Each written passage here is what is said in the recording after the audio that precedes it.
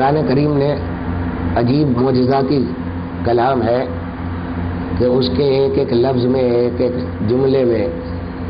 اتنے علوم پنہا ہیں کہ اگر اس پر آدمی گفتگو کرنے لگے تو حق ادا نہیں ہو سکتا۔ یہ سورہ نازعات کی ایک آیت ہے، وَأَمَّا مَنْ خَافَ مَقَامَ رَبِّهِ، اور وہ شخص جو ڈرا، خافا جس نے خوف کیا اللہ کا، مقام ربہ کہ اللہ کے سامنے کھڑے ہونے سے ڈرا، وَأَمَّا مَنْ خَافَ مقام ربہ، اللہ کے سامنے کھڑے ہونے سے ڈرا،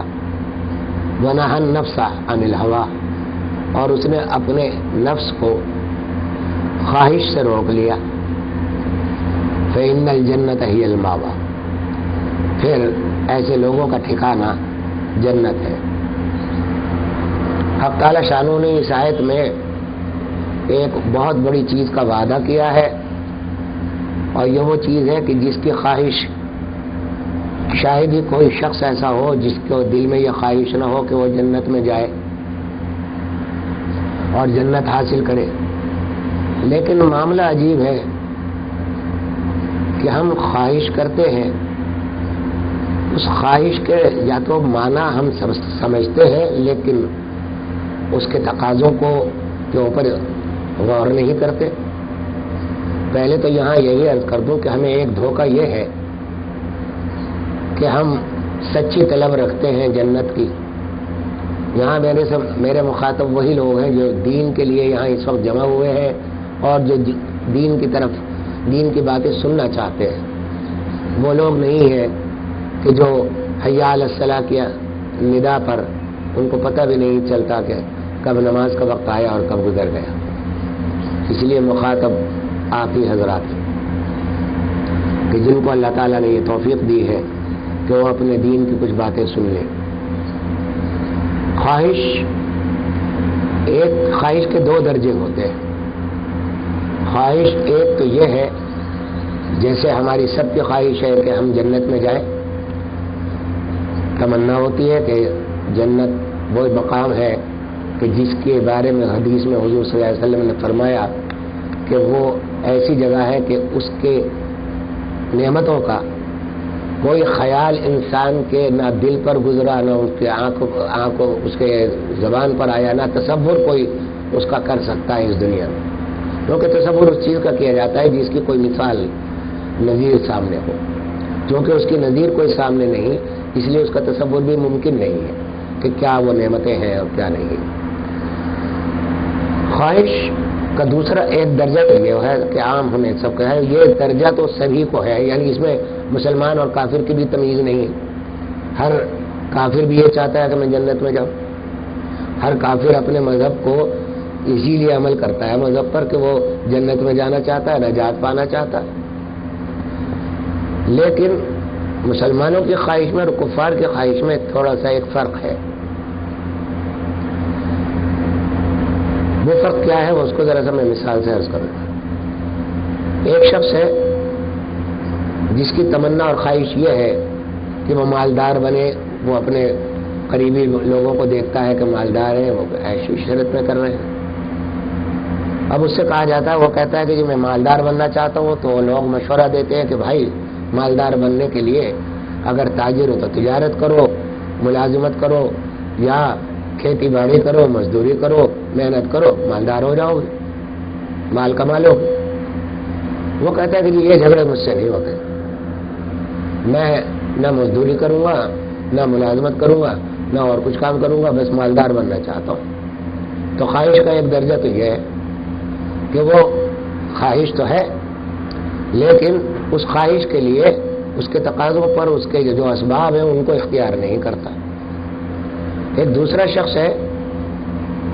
اس کے دل میں یہ تمنا ہے کہ میرے اولاد ہو۔ اب اس سے کہا جاتا ہے کہ بھائی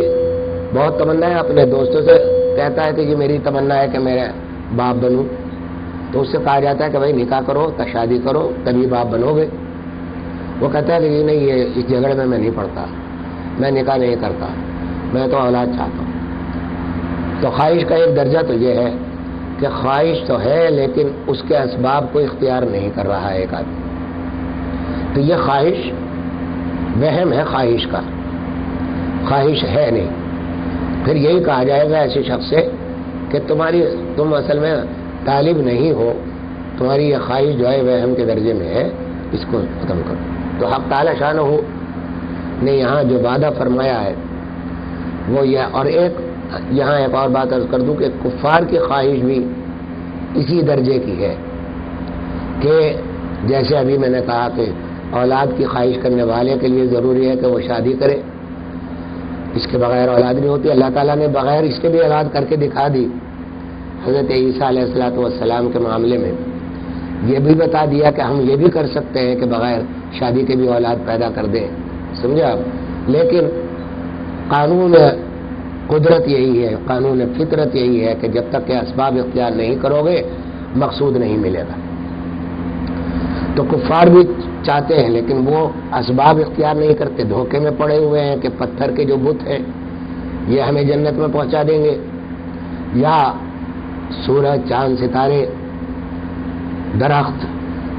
اور مختلف مظاہر فطرت یہ ان کے سامنے جھکیں گے تو یہ ہمیں جنت میں پہنچا دیں گے. تو یہ ان کی ایک خواہش کا وہم ان کو ہو گیا ہے یہ ایسا کریں. اب یہ عرض کرتا ہوں کہ یہاں یہ فرما رہے ہیں کہ وَأَمَّا مَنْ خَافَ، کہ جو شخص نے خوف کیا اس بات سے کہ مجھے اللہ کے سامنے کھڑا ہونا ہے. ابھی اللہ کے ساتھ مقام ربی ہی فرمایا کہ اللہ کے سامنے کھڑا ہونا ہے. وہ وقت آنے والا ہے، کب آ جائے گا اس کا کوئی شیڈول متعین نہیں ہے کسی کے لیے بھی. آ جائے 2 سال بعد، 4 سال بعد، 10 سال بعد، 20 سال بعد وقت آئے گا. اور یہ میں عرض کر دوں کہ یہ وقت تو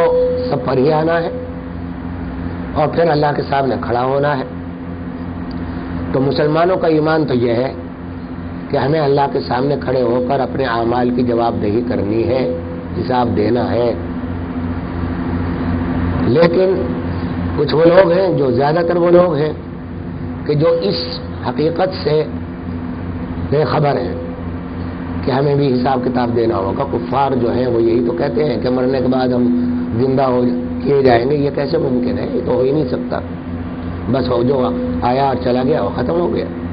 کفار قریش یہی کہا کرتے تھے کہ یہ کیسے ہو، جب ہم ہڈیاں گل گئی ہماری تو ہم زندہ کیسے کیے جائیں.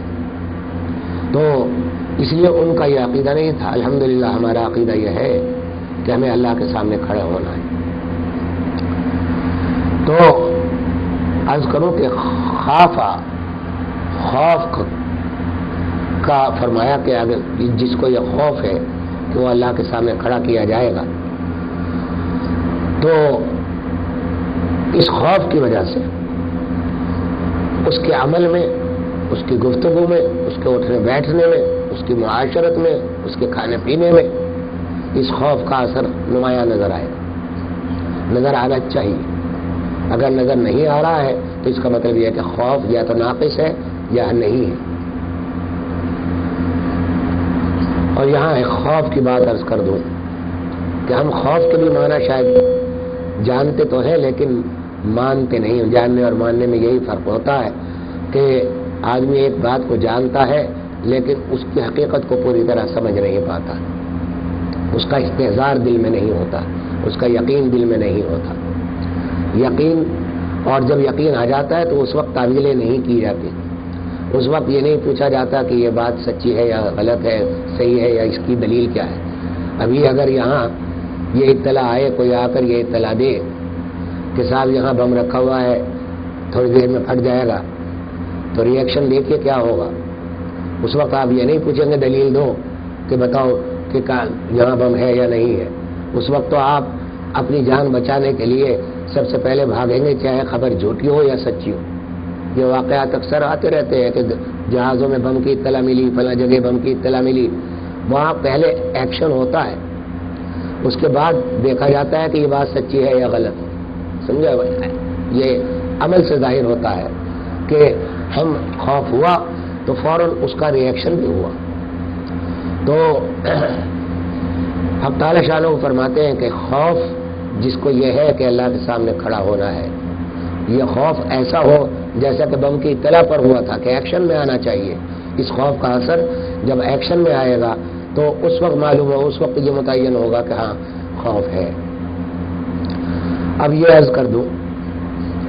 کہ خوف کیا چیز ہے. اکثر اس کو نگیٹو معنوں میں لیا جاتا خوف کو، لیکن اگر اس کے نتائج کو اور اس کے جو کانسیکوینسز ہیں ان پر غور کیا جائے تو معلوم ہوگا کہ یہ بھی ایک عجیب نعمت ہے حق تعالی شانہ خوف. آج دنیا میں جتنے قوانین ہیں، حکومتیں قوانین بناتی ہیں اور سزائیں متعین کرتی ہیں، تو یہ امن و امان اگر قانون کی بالادستی جن ملکوں میں ہے وہاں امن و امان اگر قائم ہے، ہم اپنی مثال تو اب دے نہیں سکتے، پہلے دیا کرتے تھے. تو یہاں کی مثال تو میں نہیں دیتا، لیکن جہاں قانون کی بالادستی ہے وہاں دیکھیے کہ اس خوف ہی کی وجہ سے تو چوری نہیں ہے، اس خوف ہی کی وجہ سے تو ڈاکو کو یہ ڈاکہ مارنے کی ضرورت نہیں ہے، اس خوف ہی کی وجہ سے تو وہ ہر اس بات سے ڈرتا ہے جو قانون نے منع کر دی ہے. اسی خوف کی وجہ سے وہ سگنل نہیں توڑتا، وہ ٹریفک کے قوانین کی خلاف ورزی نہیں کرتا، وہ ٹیکس نہیں چراتا، وہ اور دوسرے لوڈ شیڈنگ میں بجلیوں کے کنڈے نہیں ڈالتا. تو یہ خوف ہی تو ہے جس نے امن و امان، جو امن و امان کا ضامن بھی ہے معاشرے کے اندر، اور صرف امن و امان کا نہیں بلکہ قانون پر عمل کرانے کا ذمہ دار بھی. تو ذرا غور کیجئے کہ اگرچہ ہم نگیٹو لیتے ہیں، خوف کی دو قسمیں ہوتی ہیں، وہی میں ذرا سی اور وضاحت کر دوں کہ خوف کی دو قسمیں ہوتی ہیں. ایک تو خوف ہوتا ہے دشمن سے، اور دشمن دو طرح کے ہیں، انسانوں میں اور جانوروں میں. آپ کو سانپ کس سے ڈر لگتا ہے؟ ماشاءاللہ آ گئے ہیں حضرات، مبارک ہو.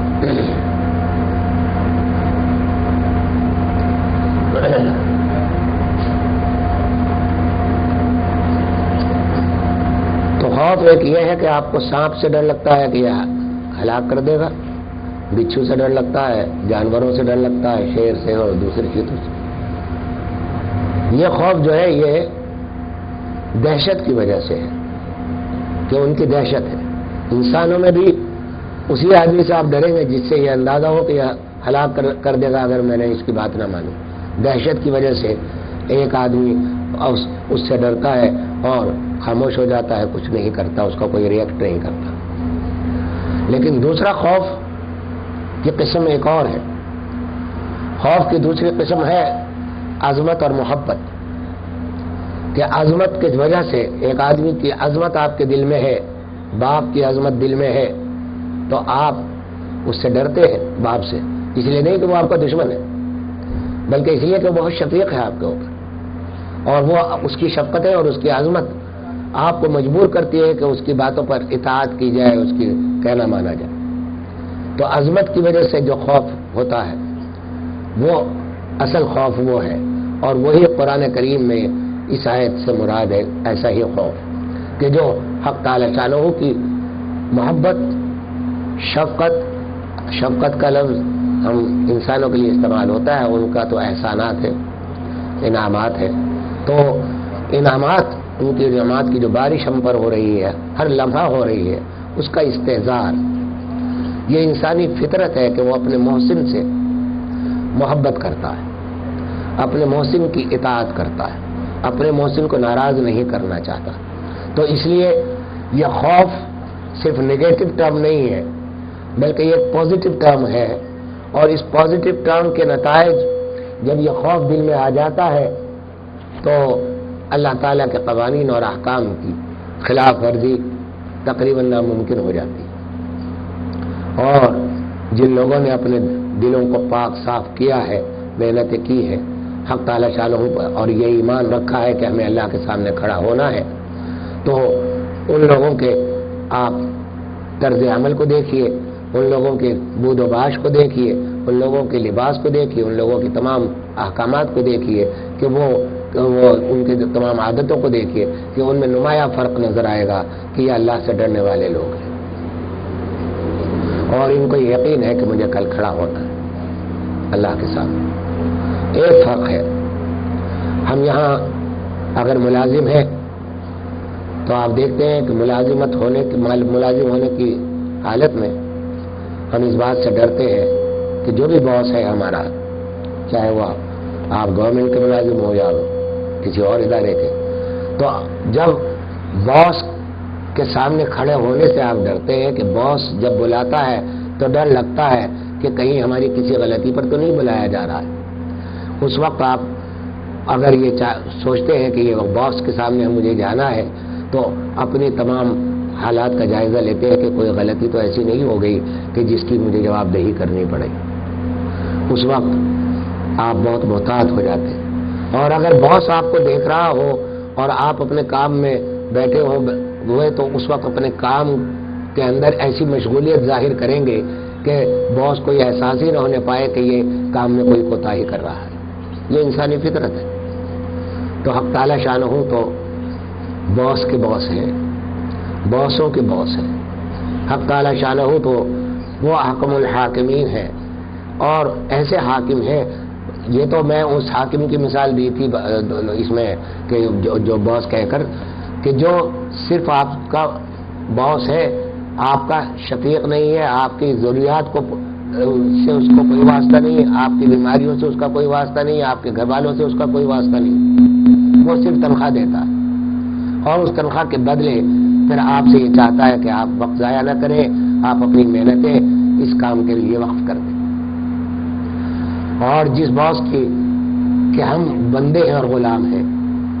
جس حکم الحاکمین پر ہم یقین رکھتے ہیں، ایمان لاتے ہیں، اس حکم الحاکمین کے احکامات کو اور کس طرح ہم نظر انداز کرتے ہیں، کس طرح ایک ایک حکم کی خلاف ورزیاں کرتے ہیں، کس طرح اس کے انعامات کے بدلے میں، اس کے احسانات کے بدلے میں ہم اس کے کلام میں اس کے سامنے جھکنے سے آر کرتے ہیں۔ ہمارے یہ ذرا سی یہ گونج پیدا ہو رہی ہے، ذرا سا اس کو درست کر دیجیے۔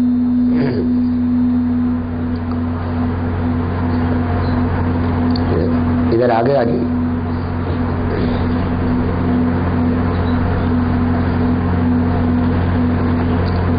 تو عرض یہ کر رہا تھا، السلام علیکم،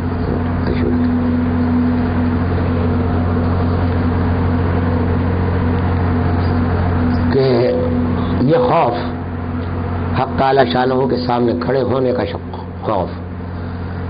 کبھی بھی آ سکتا ہے، کسی وقت بھی آ سکتا ہے۔ یہ لمحہ جب آپ کھڑے ہوں گے حق تعالی شانہ کے سامنے اور آپ سے سوال ہو رہا ہوگا کہ ہم نے تمہیں زندگی کی نعمت دی تھی، تمہیں ہم نے صحت دی تھی، تمہیں ہم نے مال و دولت دیا تھا، تمہیں ہم نے فلاں نعمتیں دی تھی، تم نے ان سب کو کہاں خرچ کیا، کیسے خرچ کیا، اب حساب دو۔ تو اس وقت حسرت ہوگی، وہاں نوٹس نہیں دیا جائے گا۔ نوٹس کا وقت تو یہ ہے،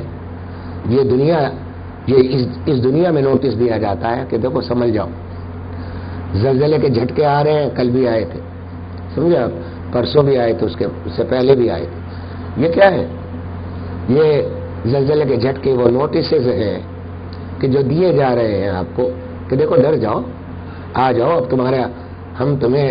جگانا چاہ رہے ہیں، ہم تمہیں بلانا، آؤ گے ہمارے پاس، آج نہیں آؤ گے کل آؤ گے، ضرور آؤ گے، اس سے مفر نہیں ہے، کسی حالت میں مفر نہیں ہے۔ تو تم سمجھ جاؤ،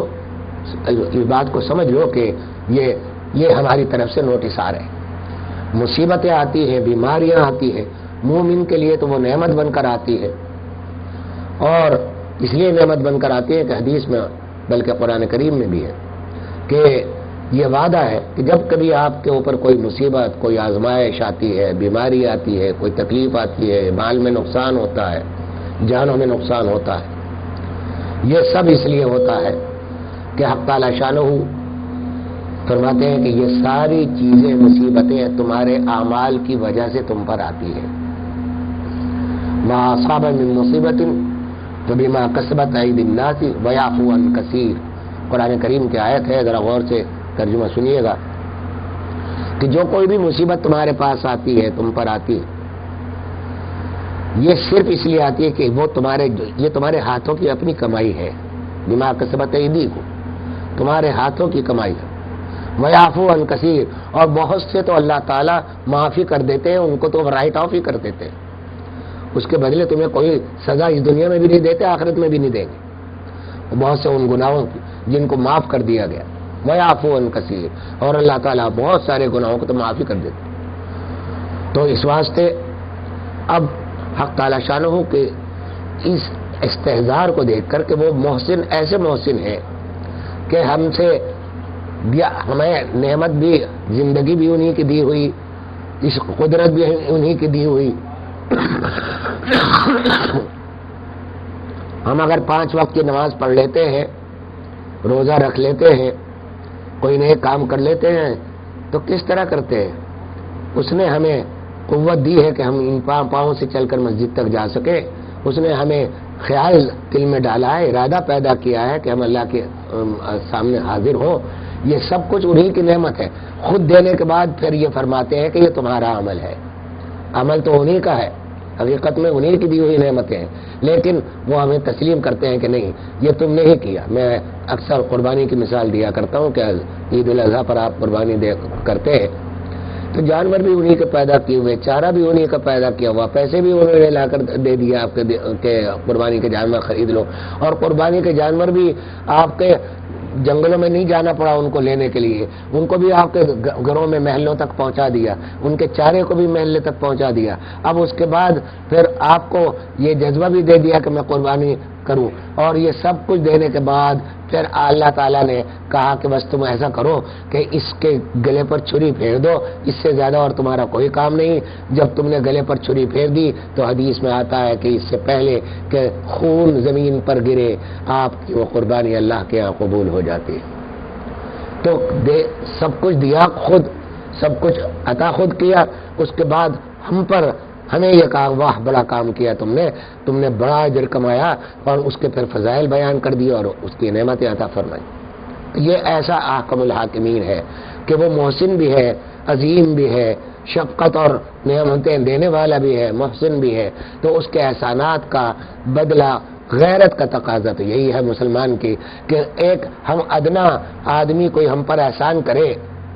آپ کے ہاں کوئی احسان کرنے والا ہو جس نے آپ کے ساتھ کوئی احسان کا معاملہ کیا ہو، تو آپ خود سوچیں کہ آپ کتنا اس کے ساتھ عزت کا معاملہ کرتے ہیں، اس کو ناراض کرنے سے کس طرح گھبراتے ہیں، اس طرح چاہتے ہیں کہ کسی طرح وہ ناراض نہ ہو۔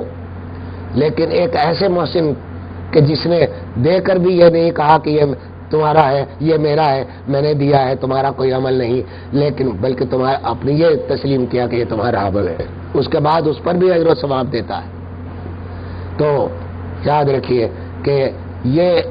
طلب اگر جنت کی میں نے وہاں سے کیا تھا کہ خوف مقام ربی ہی، کہ اللہ کے سامنے کھڑے ہونے کا جو خوف ہے، یہ خوف اصل میں حقیقت میں ظاہر نہیں ہے ہمارے اعمال سے۔ خوف کا ظاہری شکل ہے خوف کی کہ ہم محسن تو سمجھتے ہیں، اللہ کو مانتے ہیں، الحمدللہ ایمان ہے، اور یہاں یہ خوشخبری سنا دوں کہ حق تعالیٰ شانہ نے جس کو ایمان عطا فرما دیا وہ امن میں ہے الحمدللہ، سمجھے۔ وہ یہ عرض کر دوں کہ پہلے بھی مجلسوں میں عرض کرتا رہا ہوں کہ حدیث میں ہے، وہ حدیث سن لیجئے کہ من قال لا الہ الا اللہ فقد دخل الجنہ، کہ جس نے لا الہ الا اللہ کہہ لیا وہ جنت میں داخل ہوا۔ لیکن اس کا مفہوم کیا ہے؟ اس کے مفہوم کو سمجھنے میں لوگوں کو غلطی ہوتی ہے، اس کو ذرا سا میں سمجھانا چاہتا ہوں کہ یہ لا الہ الا اللہ جو آپ نے کہا ہے یہ ایک معاہدہ ہے حق تعالی شانہ سے کہ اللہ تیرے سوا کوئی معبود نہیں، تو ہی حکم الحاکمین ہے، تو ہی ہمارا محسن ہے، رازق ہے، تو ہی خالق ہے، تو ہی پیدا کرنے والا ہے، تیری ہی عبادت کی جائے گی، کسی اور کی عبادت نہیں کی جائے گی۔ اب اگر کوئی شخص یہ کہے کہ میں نے تو کہہ دیا لا الہ الا اللہ، تو میں تو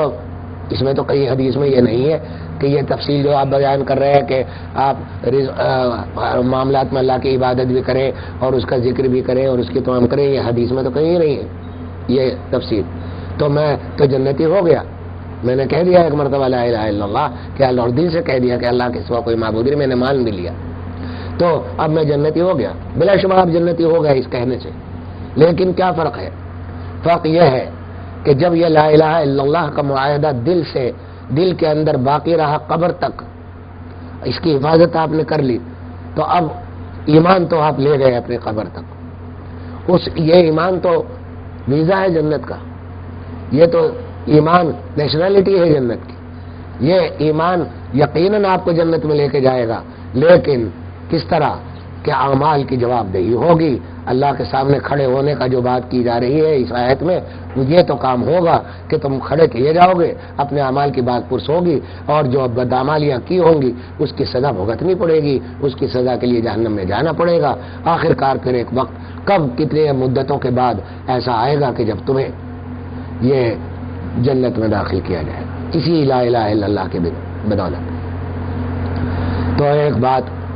ایک تو یہاں مجھے یہ خوف کی بات مجھے عرض کرنی تھی کہ خوف محض نگیٹو ٹرم نہیں ہے، وہ ایک بڑی پازیٹو ٹرم ہے کہ خوف ہی کی وجہ سے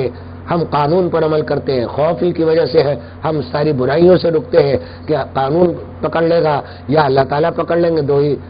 ذریعے ہیں. تو خوف پازیٹو ٹرم بھی ہے، ایک نگیٹو ٹرم بھی ہے. اللہ یہاں آگے ایک بات، واما من خاف مقام ربہ، آگے ایک جملہ فرما رہے ہیں ونہى النفس عن الہوى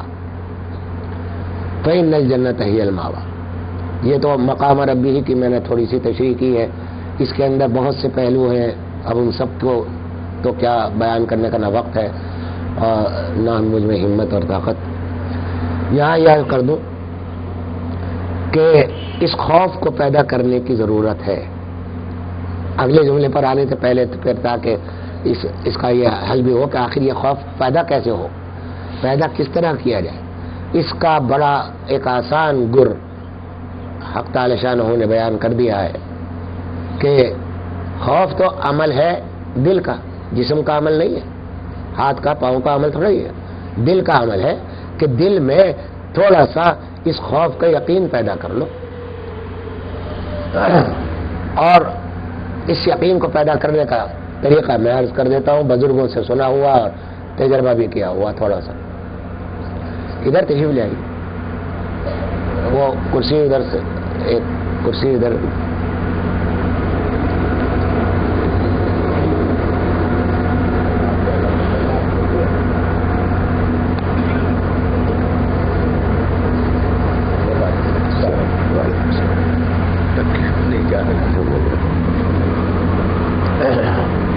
ہمارے خضری صاحب ہیں جو ان نو مسلمین کے سلسلے میں دعوت و ارشاد کا کام بڑی محنت سے کر رہے ہیں، انجام دے رہے ہیں، اور انہی کی کوششوں کا نتیجہ آج آپ کے سامنے بھی آئے گا اور پہلے آتا رہا ہے. اس کی تفصیل پھر یہ خود شاید عرض کریں. بہرحال تو میں خوف پیدا کرنے کا طریقہ کیا ہے اس کو ذرا سا عرض کرنا چاہتا ہوں. اور اصل میں لوگ یہ سمجھتے ہیں کہ شاید ہم یہ اس دنیا کے معاملات میں بہت زیادہ اتنے انہماک ہمارا ہو گیا ہے کہ ان باتوں کو سن کر بھی ہمارے دلوں میں یہ حقیقت نہیں بن پاتی، یہ یقین نہیں بلڈ اپ ہوتا کہ یہ جو باتیں ہیں یہ کل پیش آنے والی ہیں ہمارے سامنے. ایسی حقیقت ہے کہ جس سے مفر نہیں ہے اور جس کو جھٹلایا نہیں جا سکتا. طریقہ اس کا یہ ہے اس خوف کے پیدا کرنے کا کہ رات کو سونے سے پہلے، میں اکثر عرض کیا کرتا ہوں کہ رات کو سونے سے پہلے اپنے دن بھر کے اعمال کا جائزہ لیتے جائیے. 2 کام کرنے ہوتے ہیں، 5-7 منٹ لگتے ہیں، 5-10 منٹ کریں. شروع میں ذرا سی گھبراہٹ ہوتی ہے، لیکن جب آپ یہ روز کریں گے تو اس کے جو فوائد آپ کو نظر آئیں گے اور انشاءاللہ خود ہی محسوس کریں گے. وہ بیان کرنے والی بات ہی نہیں ہے، کیونکہ کیفیتوں کو بیان نہیں کیا جاتا، کیفیتیں محسوس کی جاتی ہیں. کوئی شخص یہ چاہے کہ میں مٹھاس کو، ایک شخص نے مٹھاس کبھی نہیں چکھی اس کو آپ تقریروں سے بتائیں کہ مٹھاس کیسی ہوتی ہے تو 1000 تقریریں کر لیجیے، وہ تقریریں اس مٹھاس کی کیفیت کو بیان نہیں کر سکتی۔ اس کا صحیح طریقہ یہ ہے کہ اس کی زبان پہ لا کے مٹھائی کو رکھ دیجئے اور کہہ دیجئے کہ یہ ہے مٹھاس، تو وہ ساری حقیقت سمجھ میں آ جائے گی۔ تو اس لیے یہ کیفیت جو پیدا ہوگی اس عمل سے، وہ ایک عجیب لذیذ کیفیت ہوگی، اس کی لذتیں ہی دوسری کہ حق تعالی شانہ کے ساتھ ایک تو محبت کا اضافہ ہوگا، کیونکہ آپ جب جائزہ لیں گے کہ آج میرے اوپر یہ احسانات ہوئے، مجھے کوئی بیماری نہیں لاحق ہوئی، آج ہزاروں ہسپتالوں میں پڑے ہوئے ہیں لوگ، بڑی بڑی بیماریوں میں مبتلا ہیں، میں اپنے گھر میں بہت سکون سے آرام سے ہوں، مجھ پر آج کوئی آفت نہیں آئی، میرے سارے اعضاء مختلف کام کرتے رہے، میں نے ان اعضاء سے کیا کیا کام کیے، اگر وہ گناہ کیا تو استغفر اللہ کر لیجئے، دل سے اللہ سے کہہ دیجئے کہ یا اللہ میں اس گناہ سے معافی چاہتا ہوں، اگر خیر کا کام کیا تو اس پر شکر ادا کیجئے کہ آپ کی دی ہوئی توفیق سے میں نے یہ خیر کا کام کیا ہے، یا اللہ مجھے اس خیر کی مزید توفیق عطا فرما۔ یہ ذرا سا جائزہ لیتے ہوئے استغفر اللہ اور الحمدللہ کا عمل ہے کہ گناہ پر استغفر اللہ کر لیا اور دل سے کہہ لیا، زبان سے کہنے سے بات نہیں بنتی، دل سے یہ کہ یا اللہ واقعی مجھ سے غلطی ہوئی، آئندہ میں کوشش کروں گا کہ نہیں کروں اس غلطی کو، اور اس طرح ایک جائزہ لیتے ہوئے آئیے۔ پھر دوسرا عمل سونے سے پہلے یہ کیجئے کہ اس وقت کو ذہن میں لے کر آئیے کہ جب آپ کو لٹایا جا رہا ہو، آپ 4 آدمیوں کے کندھوں پر سوار ہوں جنازے کی صورت میں، سمجھے آپ، اور اس وقت آپ کو قبر کی طرف لے جایا جا رہا ہو، قبر کے کنارے رکھا جا رہا ہو، پھر قبر میں اتارا جا رہا ہو، پھر اس کے بعد آپ کے ساتھ کیا ہونے والا ہے، اس کے ان معاملات کو ایمان نے جو چیزیں آپ کو بتائی ہیں اس پر غور کیجئے کہ میرے ساتھ کیا معاملہ ہوگا۔ اب آپ ایک چند لمحوں کی بات ہوتی ہے کہ یہ چند لمحوں میں اس بات کو سوچیے اور پھر شکر ادا کیجئے کہ اللہ آپ کا شکر ہے کہ آپ نے ہمیں مومن بنایا، آپ نے ہمیں ایمان کی دولت عطا کی، تو پھر ایمان والوں کے ساتھ قبر میں کیا بھلائیاں ہوں گی، ان کی قبر میں کیسی کشادگی ہوگی۔ یہ ذرا سا ایک تصور روزانہ 5-7 منٹ کا عمل ہے، زیادہ دیر کا عمل نہیں ہے، اور میں دعوے کے ساتھ کہتا ہوں کہ اگر پورے وثوق کے ساتھ، پورے یقین کے ساتھ اس عمل کو چند روز کر کے دیکھیے، اپنے دل میں آپ ایک نور، اپنے دل میں آپ اپنے ایک ایسا نور محسوس کریں گے، حق تعالی شانہ سے قرب کی کیفیت کو محسوس کریں گے، ان کی عظمت اور محبت دل میں پائیں گے، ان کا خوف بھی دل میں پائیں گے۔